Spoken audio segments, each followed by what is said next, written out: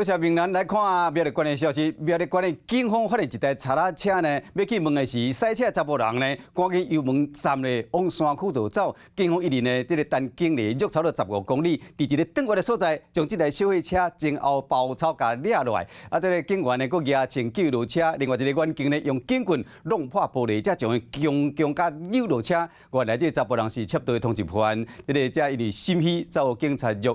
警察咧在追捕的过程中，发现讲货车四个链啊，拢已经绑链啊，剩这个链轻尔，这查甫人佫冒险驶超1公里，加在无影响到其他的用路人员。一个警察摕棍仔喊破货车头前的闸风玻璃，另外一个警察摕枪要求车顶的查甫人落车。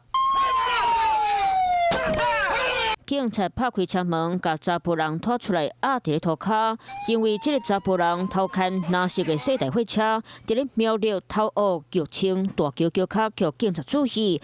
查甫人无想要落车，两个警察就提枪包围，想要甲伊调查。这个查甫人就想用油门吹落去，让杠栓。这个查甫人往西潭山顶的方向走，驶15公里，却2台警察车包围，当场却警察压起来。以巡逻车前后包夹之方式挡住犯前去路，强势将张嫌逮捕。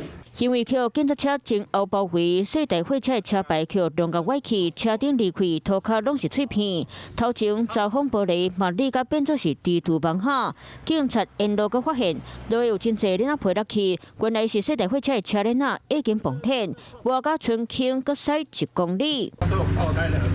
警察调查出，这个查甫人若偷看车，阁是一位窃盗通缉犯。加在伫咧追捕的过程，无其他人员和车辆受到影响。Hello， 我是林明瑞。想要抢先掌握最及时的新闻资讯吗？赶快订阅、按赞、开启小铃铛，锁定我们华视新闻的 YouTube 频道。